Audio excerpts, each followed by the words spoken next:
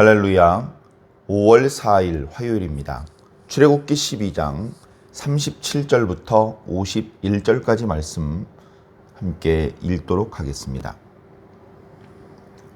이스라엘 자손이 람셋을 떠나서 숫곳에 이르니 유아 외에 보행하는 장정이 60만 가량이요 수많은 잡족과 양과 소와 심히 많은 가축이 그들과 함께 하였으며 그들이 애굽으로부터 가지고 나온 발교되지 못한 반죽으로 무교병을 구웠으니 이는 그들이 애굽에서 쫓겨남으로 지체할 수 없었음이며 아무 양식도 준비하지 못하였음이었더라. 이스라엘 자손이 애굽에 거주한 지 430년이라. 430년이 끝나는 그날에 여호와의 군대가 다 애굽 땅에서 나왔은즉 이 밤은 그들을 애굽 땅에서 인도하여 내심으로 말미암아 여호와 앞에 지킬 것이니 이는 여호와의 밤이라. 이스라엘 자손이 다 대대로 지킬 것이니라. 여호와께서 모세와 아론에게 이르시되 유월절 규례는 이러하니라. 이방 사람은 먹지 못할 것이나 각 사람이 돈으로 산 종은 할례를 받은 후에 먹을 것이며 거류인과 타국 품꾼은 먹지 못하리라. 한 집에서 먹되 그 고기를 조금도 집 밖으로 내지 말고 뼈도 꺾지 말지며 이스라엘 회중이 다 이것을 지킬지니라. 너희와 함께 거류하는 타국인이 여호와의 유월절을 지키고자 하거든 그 모든 남자는 할례를 받은 후에야 가까이 하여 지킬지니 곧 그는 본토인과 같이 될 것이나 할례 받지 못한 자는 먹지 못할 것이니라. 본토인에게나 너희 중에 거류하는 이방인에게 이 법이 동일하니라 하셨으므로 온 이스라엘 자손이 이와 같이 행하되 여호와께서 모세와 아론에게 명령하신 대로 행하였으며 바로 그날에 여호와께서 이스라엘 자손을 그 무리대로 애굽 땅에서 인도하여 내셨더라. 아멘. 예. 출애굽이 이렇게 이제 진행이 됐습니다. 출애굽이 언제나 될까? 어떻게 될까?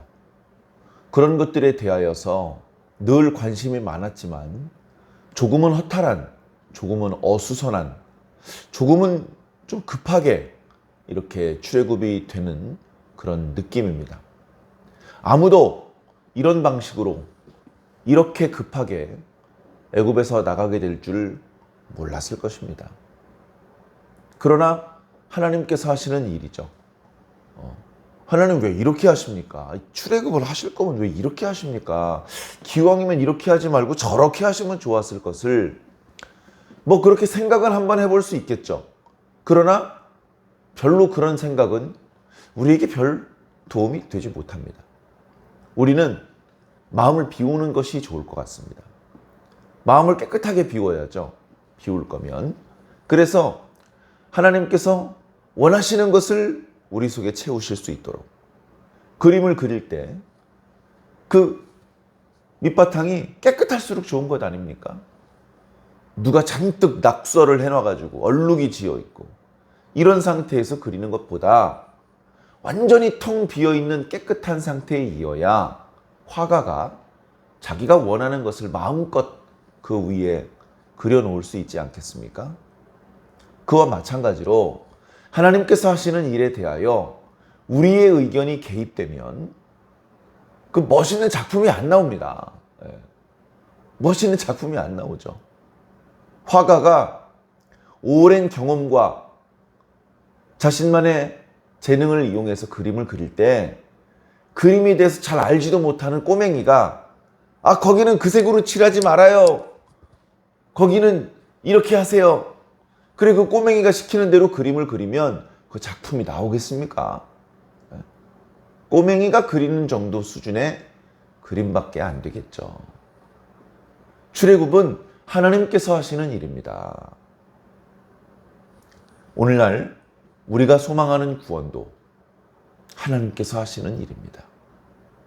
우리가 원하는 때, 우리가 희망하는 방식대로 이루어지지 않는다고 해서 뭐가 잘못된 게 아닙니다.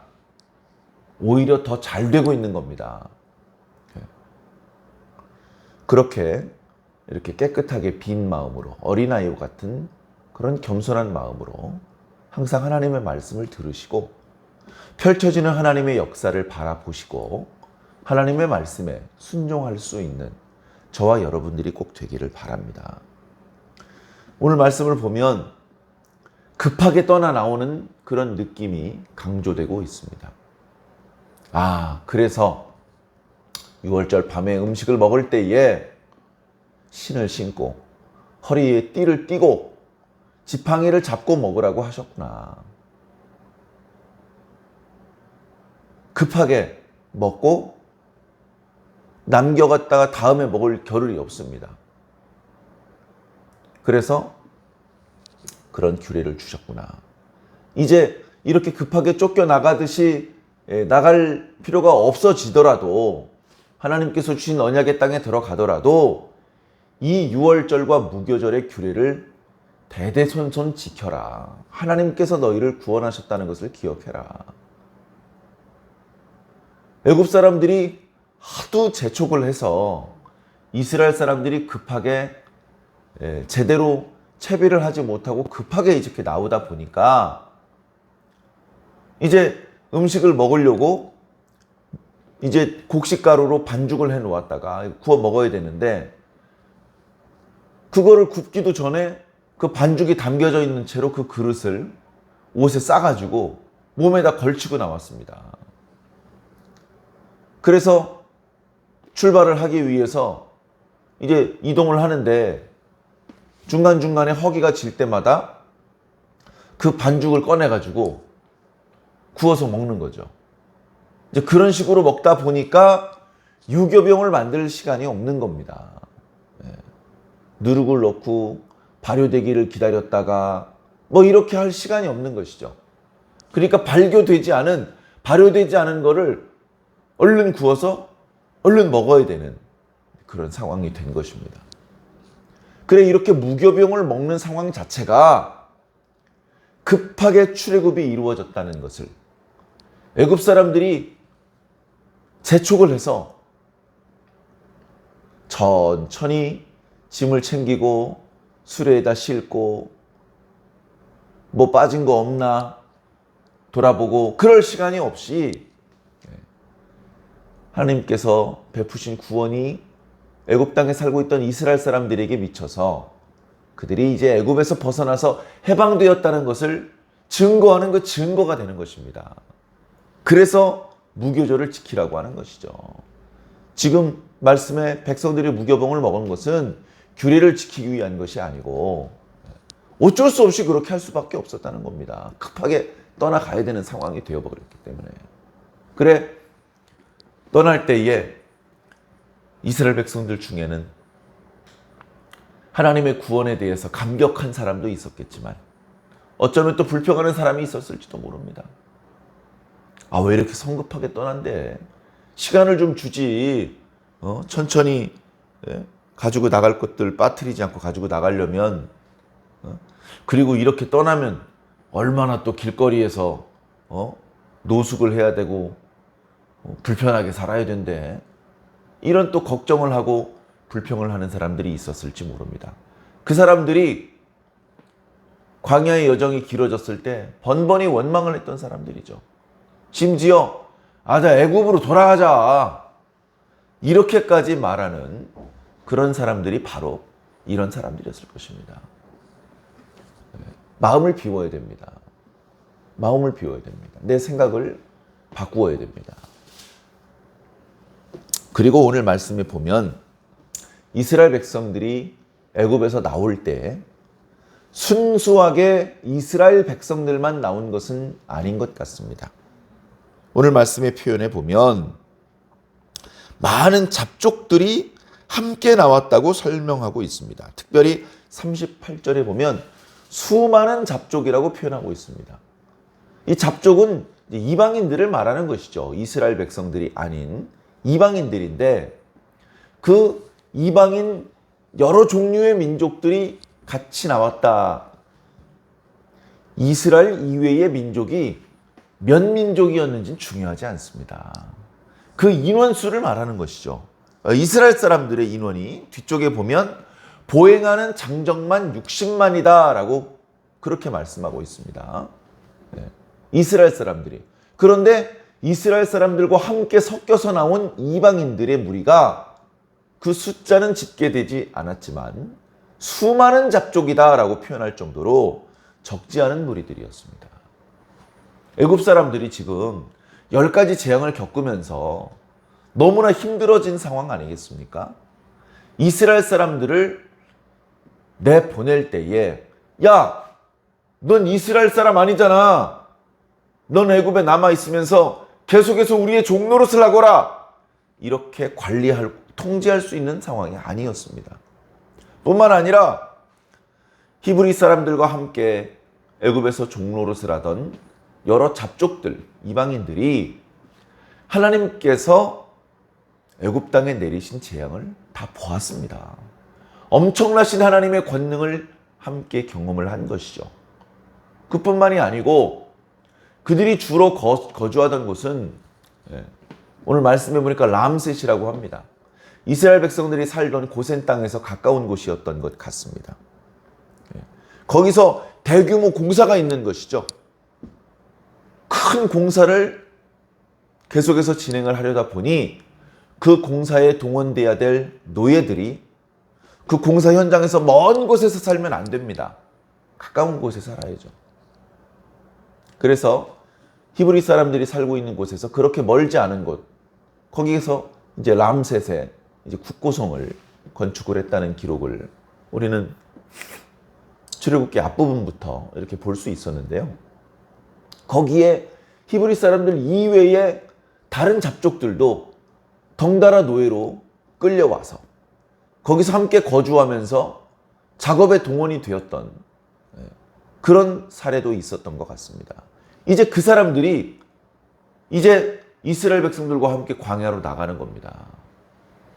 야, 지금이 아니면 애굽의 노예 신분에서 벗어날 기회가 없어. 야, 그리고 저 히브리 사람들의 하나님께서 펼치시는 저 능력들을 보아라. 엄청난 신이다. 우리가 조상 때부터 믿었던 우리 민족의 우상이 있지만 야, 저 하나님의 능력에 비하니까 시시하다. 우리 이제부터 하나님을 섬기자. 이렇게 오히려 이방인들 중에서 자신이 본래 가지고 있던 생각을 버리고 하나님을 섬기기로 한 그런 이제 사람들이 이스라엘 사람들과 함께 따라 나온 것이죠. 자, 그러나 이렇게 출애굽을 하게 된 사실, 그 사실은 하나님께서 베푸신 구원이고 그 하나님께서 베푸신 구원을 영원히 잊지 않고 기억하고 기념하기 위해서 주신 절기, 바로 유월절과 무교절의 절기에 이 이방인들은 참여할 수 없다. 저는 하나님을 믿기로 했단 말이에요. 저는 이제 하나님만 믿을 거예요. 라고 말하는 사람은 어떻게 합니까, 그러면? 그렇게 희망하는 사람의 경우 할례를 받는다면 이 유월절 예식에 함께 참여하고 그 음식을 함께 먹어도 좋다. 이 음식을 함께 먹는 것은 사실은 매우 큰 의미가 있습니다. 다시 말해서 하나님의 가족이 되었다는 의미죠. 우리 5월달 가족의 달이라서 현수막도 걸고 절기 예배를 드리고 있지 않습니까? 가족이 되었다는 가장 상징적인 의미가 무엇이냐면 한 밥상에 밥그릇을 올려놓고 먹는 겁니다. 한 밥상에서. 한 국그릇에 숟가락을 담그면서 먹는 겁니다. 특별히 우리나라 사람들의 음식 문화가 그렇단 말씀이죠. 이스라엘 사람들도 크게 다르지 않습니다. 손님은 접대를 잘 해야 되긴 하지만 매일같이 한 밥상에서 밥을 먹지 않습니다. 한 상에서 밥을 먹는다는 것은 큰 축복이고 큰 배려고 신분 상승이고 당신을 이제 나의 가족이라고 그렇게 여기겠습니다 라고 하는 의미가 담겨져 있는 것입니다. 할례를 받지 않은 이방인들은 아직 내 가족이 아니야. 너희들이 나를 경외하는 것은 너희들 자유겠지만 너희들은 온전한 나의 가족의 일원이 된 것은 아직 아니야. 하나님 아닙니다. 저는 이제 오직 하나님만을 섬길 것입니다. 제가 과거에 어떻게 살았든 지금부터는 하나님의 계명대로 살 것입니다. 그것이 진심이라면 할례를 받아라. 그러면 내가 이제 너를 내 가족으로 받아주겠다. 너는 나와 함께 내 밥상에서 밥을 먹어도 좋다. 이런 의미들이 담겨져 있는 것이죠. 우리가 그렇게 하나님의 백성이 되었습니다. 종종 말씀드리지만 우리 대한민국 사람들 혈통적으로 아브라함의 자손이 아니죠. 우리는 아브라함의 자손이 아닙니다. 우리는 히브리 사람들이 아닙니다. 우리는 그분들의 시선으로 보았을 때 이방인이죠. 이방인. 이 6월절 예식에 참여할 수 없는 그런 이방인이라는 겁니다. 그러나 이제는 하나님께서 그런 것들로 차별하지 않습니다. 할례를 받았는지 물어보지 않습니다. 하나님의 은혜 안에서, 예수 그리스도의 은혜 안에서 오히려 할례는 몸에다 받을 게 아니고 마음에 받으라고 말씀하셨습니다. 몸에는 할례를 받았는데 정작 마음은 완고하고 완악하여져 있다면 그는 참된 이스라엘이 아니다. 사도 바울을 통해서 주님께서 그렇게 말씀을 하셨었죠. 우리는 과거 이스라엘 백성들에게 주셨던 이 유월절과 무교절의 규례를 읽으면서 남의 이야기, 옛날 이야기, 우리와는 동떨어진 상관없는 이야기라고 받아들이지 않고 이거 바로 내 이야기잖아 라고 이렇게 받아들이게 됩니다. 왜냐하면 과거 이스라엘 백성들이 하나님께 받았던 구원이 오늘 우리들이 예수님을 통해서 받았던 구원과 동일한 구원이기 때문에 그렇습니다. 오히려 우리는 우리가 어떻게 구원받았는지 좀 죄송한 표현으로 긴가민가 할 때가 많습니다. 그러나 구약의 이스라엘 백성들이 구원받은 모습들을 보면서 우리가 받은 구원이 이런 거구나 라고 오히려 더 분명하게 깨달을 수 있는 것이죠. 430년이라는 시간이 지났습니다. 하나님께서 아브라함에게 말씀을 하신 이후로 430년 만에 이스라엘 백성들은 애굽 땅에서 다시 나왔습니다. 들어갈 땐 스스로 제 발로 들어갔고 들어갈 땐 애굽 나라의 공신으로서 크게 대접을 받으며 많은 혜택을 누리면서 들어갔지만 본의 아니게 노예의 신분으로 전락했고 상당 기간을 학대를 받으면서 보냈습니다.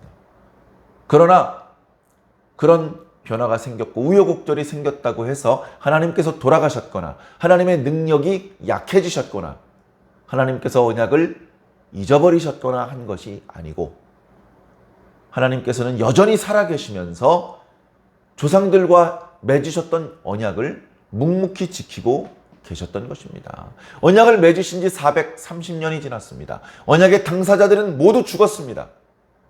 그 언약의 내용을 똑똑히 기억하는 이스라엘 사람들도 많지 않습니다. 그러나 하나님은 개의치 않으시고 성실하게 그 언약을 이행하고 계셨던 것입니다. 430년이 되는 날, 그 밤에 내가 너희를 애굽 땅에서 인도하여 냈느니라. 이 밤은 여호와의 밤이다. 하나님 앞에 이렇게 말씀하시는 하나님의 말씀에 대하여 누가 이 의를 제기할 수 있겠습니까? 오늘 우리도 마찬가지입니다. 내가 왜 구원받았지? 내가 왜 예수 믿는 예수님의 제자가 되었지? 하나님께서 당신이 스스로 하셨던 말씀들, 그 언약의 말씀들을 잊어버리지 않으시고 취소하지 않으시고 지금도 묵묵히 지키고 계시기 때문에 그렇습니다. 구약에 메시아를 보내신다는 말씀들, 그 언약의 말씀들이 여러 군데 나타나고 있죠. 그런데 예수님 당시 누가 그 언약의 말씀을 이루어 달라고 요구했습니까? 아무도 요구하지 않았습니다. 그러나 하나님께서 스스로 그 말씀을 기억하시고 묵묵히 그 구원의 섭리를 전개시키셨던 것입니다. 그 하나님께서 오늘 우리들 앞에 지금도 살아계십니다. 오늘 우리들을 위하여서 지금도 당신의 약속의 말씀을 기억하고 계십니다. 예수님께서 제자들에게 다시 올 것이라고 말씀하셨습니다. 그걸 주님께서 잊으셨을까요? 주님께서 돌아가셨을까요? 주님께서 다시 오실 능력을 상실하셨을까요? 주님은 반드시 다시 오십니다. 주님께서 다시 오시는 날 우리가 주님을 기다리지 못할까 그게 걱정인 것입니다. 그래서 인자 올 때 세상에서 믿음을 보겠느냐 그렇게 주님께서 탄식하셨던 것입니다. 사랑하는 성도 여러분, 오늘 우리가 이렇게 주의 백성이 된 것은 다 하나님의 은혜입니다. 하나님의 인도하심으로 우리가 사망에서 지금 생명을 향하여 가고 있습니다. 흔들리지 마시고 우리를 부르시며 구원하시는 하나님의 음성을 잘 따라가시기 바랍니다. 하나님께서 말씀하시는 그 말씀들, 규례들을 잘 귀 기울여 듣고 그 뜻을 잘 헤아리며 잘 순종하셔서 이제 세상의 더러운 때를 씻어내고 하나님 나라에 어울리는, 이제 하나님과 한 밥상에서 식사를 할 수 있는 하나님의 가족다운 그런 저와 여러분들이 꼭 되기를 주의 이름으로 간절히 축원합니다. 아멘.